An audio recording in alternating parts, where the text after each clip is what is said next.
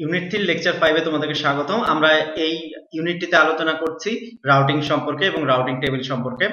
তোমরা জানো যে রাউটিং প্রয়োজন পড়ে এই জন্য যে কিভাবে একটি প্যাকেট অন্য একটি নেটওয়ার্কে কিভাবে যাবে এবং কিভাবে অতি দ্রুত একটি প্যাকেট আরেকটি তার ডেস্টিনেশনে পৌঁছাতে পারে। এই জন্যই আসলে মূলত রাউটিং প্রোটোকল বা রাউটিং টেবিলগুলো মেনটেন করা অথবা রাউটিং এর এই সব মেকানিজম।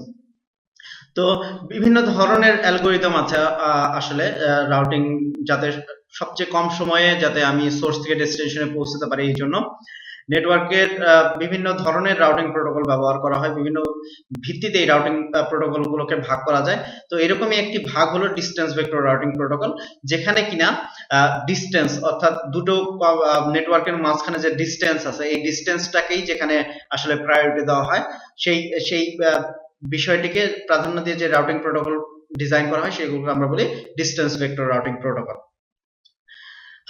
আসো আমরা বিস্তারিত দেখি। তো রাউটিং প্রোটোকলকে আমরা দুই ভাগে ভাগ করতে পারি। একটি হলো ইন্ট্রা ডোমেন রাউটিং প্রোটোকল, আরেকটি হলো ইন্টার ডোমেন রাউটিং প্রোটোকল। অর্থাৎ ইন্ট্রা অর্থাৎ ভিতরে যদি একই ডোমেনের ভিতরে ব্যবহার করা হয় তাহলে আমরা বলি ইন্টার ডোমেন, আর ইন্টার ডোমেন অর্থাৎ দুটো ভিন্ন ভিন্ন ডোমেনে যদি ব্যবহার করা হয় তাকে বলি ইন্টার ডোমেন। আসলে দেখি যে আসলে এই ডোমেন বলতে আমরা কি বোঝাচ্ছি। ডোমেন বলতে আমরা বোঝাচ্ছি যে যেসব কম্পিউটার গুলো একই অ্যাডমিনিস্ট্রেশনের আন্ডারে থাকবে, অর্থাৎ কোনো একটি নির্দিষ্ট লোকের আন্ডারে বা কোনো একটা নির্দিষ্ট অর্গানাইজেশনের আন্ডারে থাকবে, সেটাকে বলতেছি একটি ডোমেন। অর্থাৎ আমরা যদি চিন্তা করি যে তোমার ইউনিভার্সিটি, তাহলে তোমার ইউনিভার্সিটি হলো একটি ডোমেন যার আন্ডারে বিভিন্ন ধরনের ডিপার্টমেন্ট থাকতে পারে, সবই কিন্তু আসলে এই ইউনিভার্সিটির এই আন্ডারে। আবার তোমার ইউনিভার্সিটি এবং আরেকটি ইউনিভার্সিটি যদি হয় তাহলে তারা হলো ভিন্ন ডোমেন অ্যাডমিনিস্ট্রেটিভ দিক থেকে আর কি। তো ওই বিষয়টি আমি এখানে হাইলাইট করার চেষ্টা করেছি যে অ্যাডমিনিস্ট্রেটিভলি যদি তারা ডিফারেন্ট হয় তাহলে তারা ভিন্ন ভিন্ন ডোমেনে আছে। তো ইন্ট্রা ডোমেন যে রাউটিং প্রোটোকল গুলো আছে সেগুলোর মধ্যে বড় দুই ধরনের মেকানিজম ব্যবহার করা হয় রাউটিং প্রোটোকলের ক্ষেত্রে। একটি হলো ডিস্টেন্স ভেক্টর রাউটিং প্রোটোকল, আর একটি হলো link state protocol. Distance vector routing এর একটি প্রোটোকলের উদাহরণ হলো রিপ, রাউটিং ইনফরমেশন প্রোটোকল। এটি এক ধরনের প্রোটোকল। আরেকটি হলো লিংক স্টেট প্রোটোকল, অর্থাৎ এই প্রপার্টিজ এর উপর ভিত্তি করে এক ধরনের রাউটিং প্রোটোকল আছে যেটাকে কিনা বলা হয় ওএসপিএফ, অর্থাৎ open shortest path forwarding routing protocol. তো এছাড়া ইন্টার ডোমেনের ক্ষেত্রে অর্থাৎ দুটো ভিন্ন ভিন্ন ডোমেনের ক্ষেত্রে যে রাউটিং প্রোটোকল ব্যবহার করা হয়, তো মেইনলি আসলে ডোমেন বলতে আমরা আসলে আরো অনেক বড় কিছুকে বুঝি, অর্থাৎ এক দেশ আরেক দেশের সাথে যে রাউটারের মাধ্যমে কানেক্টেড হয় সেই সব জায়গায় আসলে ব্যবহার করা হয় বিজিপি বা বর্ডার গেটওয়ে প্রোটোকল, এক ধরনের উদাহরণ ভেক্টর রাউটিং প্রোটোকলের। অর্থাৎ distance vector, link state vector এবং পাথ ভেক্টর এগুলো হলো বিভিন্ন ধরনের প্রপার্টিজ যার উপর ভিত্তি করে ভিন্ন ভিন্ন রাউটিং প্রোটোকল ডিজাইন করা হয়েছে, এবং তারই বিভিন্ন ধরনের উদাহরণ হলো যেমন ডিস্টেন্স ভেক্টরের ক্ষেত্রে রিপ, লিংক স্টেট ভেক্টরের ক্ষেত্রে হলো ওএসপিএফ এক ধরনের রাউটিং প্রোটোকল, পাথ ভেক্টরকে ব্যবহার করে এক ধরনের রাউটিং প্রোটোকল ডিজাইন করা হয়েছে যেটির নাম হলো বিজিপি বা বর্ডার গেটওয়ে প্রোটোকল। এখন আসো দেখি আমাদের এই লেকচারের মূল আলোচনা হলো যে ডিস্টেন্স ভেক্টর রাউটিং প্রোটোকল। আমরা আগেই বলেছি ডিস্টেন্স ভেক্টর বলতে আমরা বোঝাচ্ছি দুটো রাউটারের মধ্যে যে ডিস্টেন্স সেইটিকে। এটি যারা রাউটার মেনটেন করেন তারা আসলে নিজে থেকে কনফিগার করে নেন, অথবা ডাইনামিক্যালি আসলে হতে পারে যে দুটো রাউটারের মধ্যে ডিস্টেন্স কতটুকু। তো তোমরা যদি ছবিটি দেখো তাহলে তোমরা দেখতে পাবে যে এ আর বি এর মধ্যে যে ডিস্টেন্স সেটা হলো 5, এ আর সি এর মধ্যে যে ডিস্টেন্স সেটি 2, এ আর ডি এর মধ্যে যে ডিস্টেন্স সেটি 3, সি এবং ই এর মধ্যে যে ডিস্টেন্স সেটি 4, সি এবং বি এর মধ্যে যে ডিস্টেন্স সেটি 4, এবং বি আর ই এর মধ্যে যে ডিস্টেন্স সেটি 3। এটি দেওয়া আছে। তাহলে এখন যখন A B C D E যে রাউটার গুলো আছে সেই রাউটার গুলো যখন নিজেদের জন্য রাউটিং টেবিল তৈরি করবে, তখন সে যেভাবে ইনফরমেশনটি রাখবে সেটি হলো, একটা উদাহরণ যদি দেখি আমরা এর ক্ষেত্রে, তাহলে দেখতে পাচ্ছি এ একটি এন্ট্রি দেওয়া আছে এবং কস্ট দেওয়া আছে 0, অর্থাৎ এ থেকে এতে যেতে আসলে তার ডিস্টেন্স হলো 0।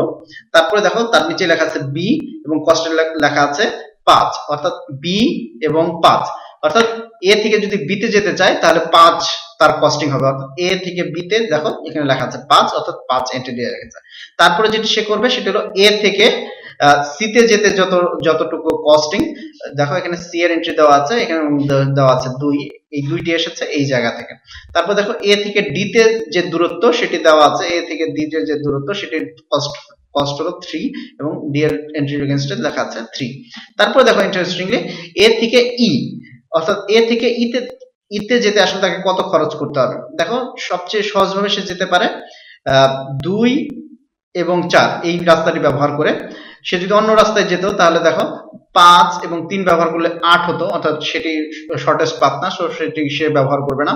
আরেকটি হতে পারে 2 তারপরে 4, অর্থাৎ এ সি বি ই, সেক্ষেত্রে তার ডিস্টেন্স হবে 2 যোগ 4 6 যোগ 3 অর্থাৎ 9, সেটিও কিন্তু 6 এর চেয়ে বেশি। সেজন্য সে এন্ট্রি রেখেছে 2 এবং 4 মিলিয়ে হলো 6, সেই এন্ট্রিটি সে লিখেছে 6, অর্থাৎ এ থেকে সি তে যেতে হয় তাহলে তার কস্টিং হলো 6 এবং যে রাস্তাটি সে ব্যবহার করবে সেটা হলো সি এর মাধ্যমে, সেই এন্ট্রিটি সে এখানে রেখে দিয়েছে।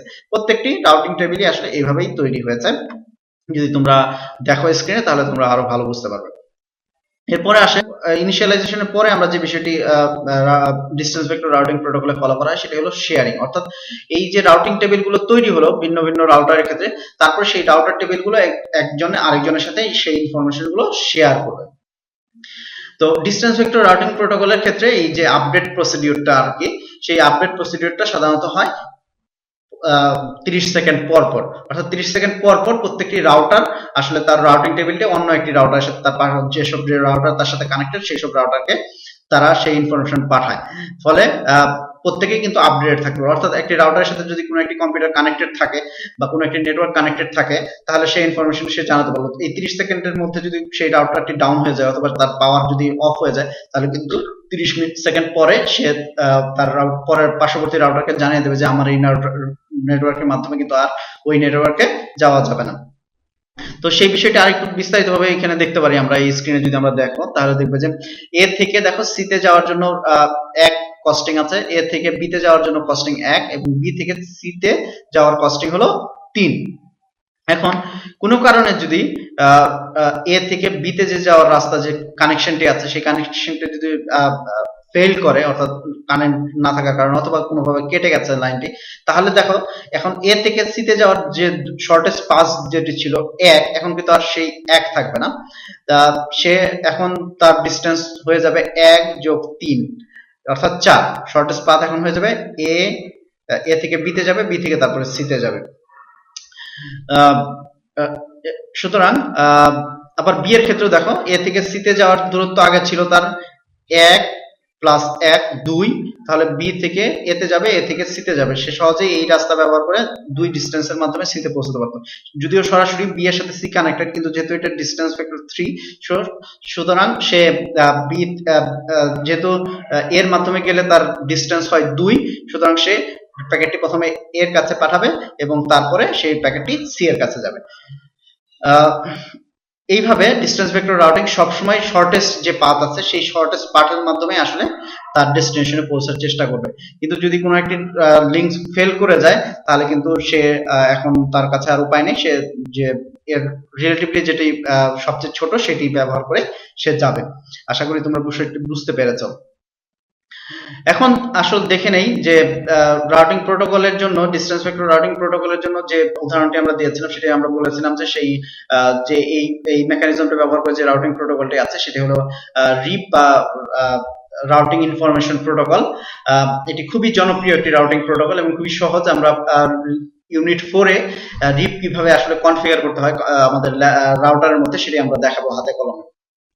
এখানে রিপের আপডেট যে অ্যালগরিদমটা, অর্থাৎ কিভাবে রিপ রাউটিং প্রোটোকলটি আপডেট করে নিজের টেবিলকে, সেই বিষয়টা এখানে দেওয়া আছে। তোমরা দেখো যেখানে লেখা আছে রিসিভ এ রেসপন্স রিপ মেসেজ, অর্থাৎ যখন তার পাশের রাউটার থেকে সে একটি রিপ মেসেজ পায় তখন সে কি করে, প্রথমে সে যেটি করে যে পাশের রাউটার থেকে যেহেতু সে এসেছে, অর্থাৎ একটা হপ, আমরা সাধারণত যখন একটি রাউটার থেকে আরেকটা রাউটার যখন কানেক্টেড থাকে, সরাসরি কানেক্টেড থাকে, তখন আসলে এই যে দূরত্বটি, এই দূরত্বটিকে আমরা সাধারণত ওয়ান হপ বলে থাকি। অর্থাৎ সে একটা হপ কাউন্ট করবে, অর্থাৎ 1 যোগ করে দেবে। তারপর সে যেটি করবে সেটি হলো যে সে এই প্রসিডিউর একটি প্রসিডিউর শুরু করবে, যার মাধ্যমে সে দেখার চেষ্টা করবে যে রাউটিং প্রোটোকলের যে মেসেজগুলো এসেছে সেই মেসেজগুলো তার কাছে এক্স্যাক্টলি যে যে মেসেজগুলো আছে, অর্থাৎ ডিস্টেন্সের যে ইনফরমেশন গুলো তার কাছে আছে, সেই ইনফরমেশন আর নতুন যে ইনফরমেশন আছে এর এর নতুন ইনফরমেশনের ফলে কি সে আসলে আরো দ্রুত গতিতে তার অন্য কোনো একটি কম্পিউটারে পৌঁছাতে পারবে বা অন্য একটি নেটওয়ার্কে পৌঁছাতে পারবে নাকি পারবে না। যদি অন্য একটা নেটওয়ার্কে সে যদি আগের চেয়ে দ্রুত পৌঁছাতে পারে তাহলে সে নিজেকে আপডেট করে রাখবে সেই ইনফরমেশনটা। আর যদি দেখা যায় যে না, যে নতুন ইনফরমেশন আছে সেটা আসলে আগেরটার চেয়ে খারাপ, তাহলে সে ডিসকার্ড করবে। তো সেই বিষয়টি দেখো, যদি এখানে লেখা আছে if destination not in the routing table, অর্থাৎ যে নতুন ইনফরমেশনটা এসেছে তার মাধ্যমে নতুন একটি নেটওয়ার্কে যাওয়া যাবে, সেই সেই ইনফরমেশন যদি এসে থাকে তাহলে সে সরাসরি তার এন্ট্রি দিয়ে রাখবে, কারণ এখানে যেহেতু নাই তার কাছে, তো সেখানে কম আর বেশি হওয়ার কোনো প্রশ্ন আসে না। সে সরাসরি ইনফরমেশন রেখে দেবে যে এই ইন্টারফেসের মাধ্যমে আমি ওই নেটওয়ার্কে যেতে পারি।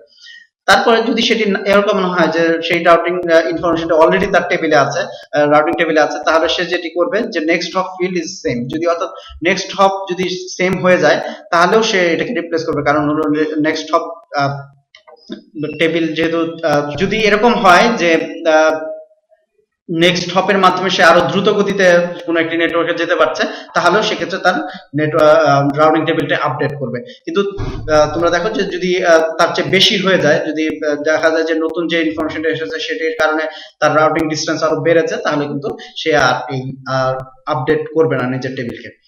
আশা করি তোমরা রাউটিং টেবিলের আপডেট প্রসিডিউর এবং ডিস্টেন্স ভেক্টর রাউটিং সম্পর্কে একটি ধারণা পেয়েছো।